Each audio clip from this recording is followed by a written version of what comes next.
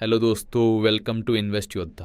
आज हम हिंदाल्को इंडस्ट्रीज़ का डीप डाइव स्टॉक एनालिसिस और रिजल्ट एनालिसिस करेंगे। पहले हम समझते हैं कंपनी किस प्रकार के प्रोडक्ट्स बेचती है और क्या काम करती है। तो मेजरली ये वर्ल्ड्स लार्जेस्ट रिसाइकलर है एल्यूमिनियम का। फ्लैट रोल प्रोडक्ट्स जो कि कैन्स में दिखते हैं, ऑटोमोटिव बॉडी पैनल्स में यूज़ होता है, वो प्रोवाइड करते हैं। एक्सट्रूजन्स जो कि कंस्ट्रक्शन इंडस्ट्रियल एप्लीकेशंस में यूज़ होता है। Battery foils and enclosures, battery में जो ईवी बैटरीज में फॉइल्स यूज़ होते हैं वो सप्लाई करते हैं। स्पेशलिटी एल्यूमिना जहाँ जो टेक में एप्लीकेशन वहाँ पे होता है। कॉपर कैथोड्स जो है इलेक्ट्रिकल इंडस्ट्रियल मैन्युफैक्चरिंग में यूज़ होता है। Continuous cast rods, specialize rods और हाई वोल्टेज केबल्स के लिए, डेटा सेंटर्स के लिए ये यूज़ होता है। रिसेंटली एआई का रैली चल रहा है all over the world as well as India में भी। जो हाई वोल्टेज ट्रांसफार्मर्स जो प्रोवाइड करते हैं उन स्टॉक्स में भी 3x 4x स्टॉक्स हो गए। तो उसमें जो मेजर रॉ मटेरियल है वो ये continuous cast rod shapers copper wires है। नेक्स्ट है ई वेस्ट रिसाइकलिंग, जो कि प्रीशियस मेटल्स इलेक्ट्रॉनिक वेस्ट से निकलता है वो उसका यूज़ करके रिसाइकल प्रोडक्ट्स बनाते हैं। इनर ग्रो ट्यूब्स भी ये कंपनीज प्रोवाइड करती है। अब हम देखते हैं कंपनी का revenue breakup. 53% of the revenue आता है वो नोवेलिस्ट, जो कि एक ग्लोबल वर्ल्ड्स लार्जेस्ट रिसाइकलर है एल्यूमिनियम प्रोडक्ट्स का। नेक्स्ट है 26% जो कॉपर से आता है, बट यहाँ पे मार्जिन्स 4% ऑपरेटिंग मार्जिन है जो कि बहुत कम है। नेक्स्ट है 21% इंडिया एल्यूमिनियम बिजनेस। यहाँ पे मार्जिन्स रिसेंटली 48% मार्जिन दिखाई है। हाईली इंटीग्रेटेड डोमेस्टिक ऑपरेशंस, जहाँ पे मेजरली जो रॉ मटेरियल आता है वो इनके ही फैक्ट्रीज, कैप्टिव माइन, कैप्टिव कोल से आता है। जैसे कि आप देख पा रहे हैं 74% ऑफ द रेवेन्यू इनका एल्यूमिनियम से आ रहा है। अगर एल्यूमिनियम के प्राइजेस बढ़ेंगे तो इनको ज़्यादा प्रॉफिट होगा, क्योंकि इनका इंडिया का जो है वहाँ पे मेजरली इनका रॉ मटेरियल जो आ रहा है उनको खुद के माइन से आ रहा है। इसलिए कॉपर के प्राइजेस अगर बढ़ेंगे तो स्टॉक को फ़ायदा होगा। एल्यूमिनियम प्राइजेस का ट्रेंड अगर हम देखें तो लास्ट 1 ईयर में 47% प्राइजेस इंक्रीज़ हुए। प्रीवियसली जो 2447 था एक साल पहले, अभी 3600 पे एल्यूमिनियम के प्राइजेस है। और कंजम्पशन एंड डिमांड इस क्वार्टर में 2% से ग्रो हुआ है वर्ल्ड वाइड। अब हम देखते हैं domestic aluminium demand 12% CAGR growth दिखा है लास्ट 3 ईयर्स में। कॉपर डिमांड में भी 14% ग्रोथ दिखा है, जो कि हायर ग्रोथ है as compared to aluminium.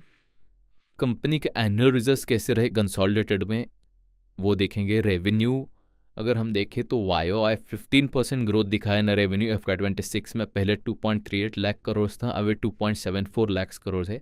EBITDA on the other hand 10% growth दिखा है, बट पैट का थोड़ा -6% ग्रोथ दिखा है। पैट का ये निगेटिव ट्रेंड दिखा है क्योंकि उनका ऑस्वे का जो US में एक प्लांट है वहाँ पे फायर इशू हुआ था, उसकी वजह से एक्सेप्शनल आइटम्स का एक्सपेंसेस में आया है, तो उसकी वजह से पैट कम हुआ है कंपनी का। मार्जिन्स भी 13.3% था, वो कम होकर 12.7%। ये रिजल्ट कंसोलिडेटेड है।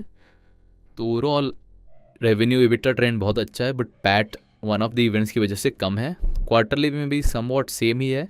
अगर आप देखोगे रेवेन्यू ट्रेंड 20% रेवेन्यू ग्रोथ दिखाया है, EBITDA में भी 13% है, बट पैट में 50% बड़ा निगेटिव ट्रेंड दिखा है because of this 4100 exceptional charge दो इस क्वार्टर में कंपनी ने देखा है। उसकी वजह से EBITDA मार्जिन भी कम हुए कंपनी के।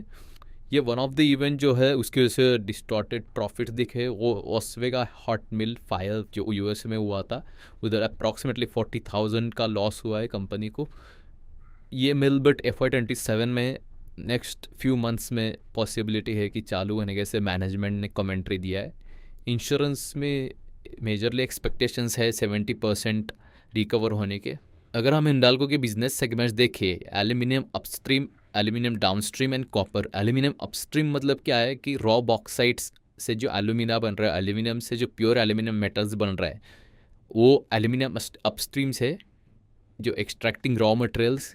एल्यूमिनियम डाउनस्ट्रीम है कि जो स्पेशलाइज प्रोडक्ट्स है जैसे कि coil, window frames, construction beams, can, sheets, ये होता है एल्यूमिनियम डाउनस्ट्रीम। और नेक्स्ट है तो कॉपर। तो ये मेजर 3 बिजनेस है जिसमें कंपनी करंटली काम कर रही है। इस क्वार्टर में अगर हम देखें सेगमेंट वाइज ब्रेकडाउन, कौन से सेगमेंट में कितना EBITDA दिखाया है, तो एल्यूमिनियम अपस्ट्रीम बिजनेस में 13% YoY ग्रोथ दिखा है। एल्यूमिनियम अपस्ट्रीम में one of the highest margin है all over world aluminium upstream में अगर बिजनेस सेगमेंट में अगर देखें तो 47.7% मार्जिन दिखा है कंपनी ने, जो कि because of higher aluminium prices as well as raw material जो है, जो बॉक्साइट है 70% ऑफ द एल्यूमिनियम जो होता है वो ये इनका खुद का है, मतलब ये खुद के माइन से, इनके 100% कैप्टिव माइन से आता है वो एल्यूमिनियम। जो डाउनस्ट्रीम है तो उसमें इबिटा ग्रोथ 16% आया है।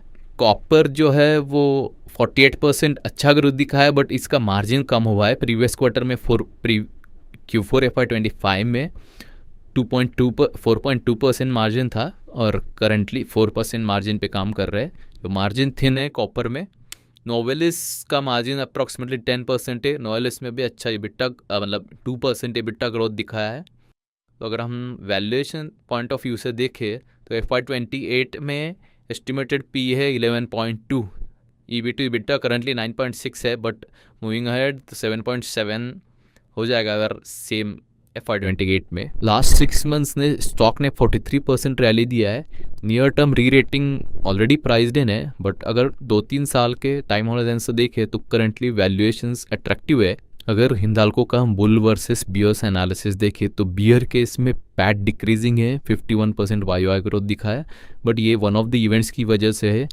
TCRC जो treatment charge and refining charges की वजह से कॉपर मार्जिन्स डिक्रीज हो रहे। डेट ऑल टाइम मतलब हाईएस्ट एवर है। स्टॉक ऑलरेडी 43% जंप दिखा है लास्ट 6 मंथ्स में। बेबिनाटी का अगर कंस्ट्रक्शन प्रोजेक्ट थोड़ा कॉम्प्लेक्स है, अगर उसमें डिले आ गया तो ग्लोबल डिमांड में अगर कोई डिक्रीज़ हुआ तो उसका प्राइस पे इम्पैक्ट हो सकता है और उसकी वजह से मार्जिन्स और नेट प्रॉफिट पे इम्पैक्ट आ सकता है। सल्फरिक एसिड अभी हाई प्राइस चल रहा है क्योंकि वॉर की वजह से उसके प्राइजेस हाई है। अगर वॉर रुकती है तो सल्फरिक एसिड के प्राइजेस कम होंगे।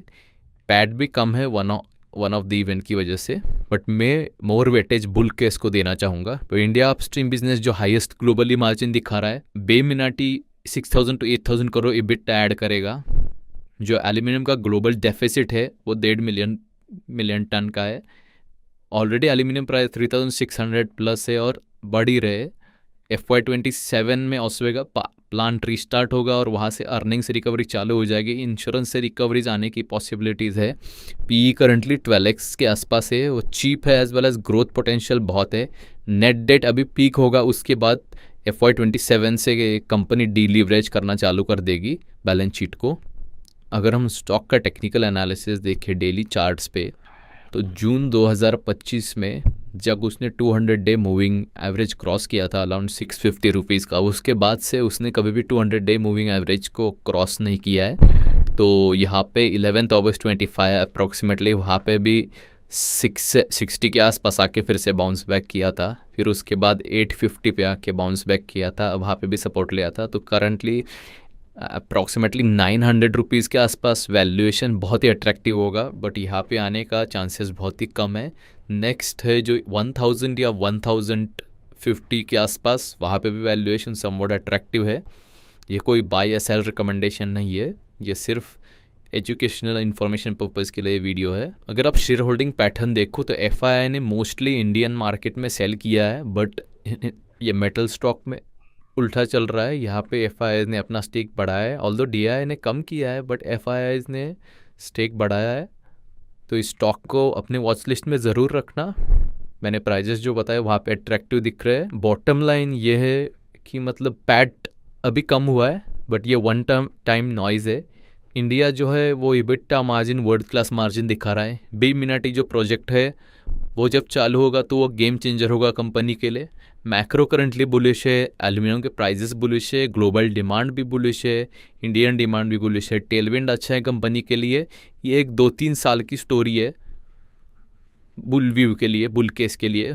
तो शॉर्ट टर्म ट्रेडर इसके बारे में ज़्यादा ना सोचे, बट लॉन्ग टर्म इन्वेस्टर्स को इस स्टॉक में ध्यान देना चाहिए। और ये वीडियो सिर्फ इन्फॉर्मेशन और एजुकेशन पर्पज़ के लिए, इसमें कोई भी बाय सेल रिकमेंडेशन नहीं है। Thank you. Please like, share and subscribe.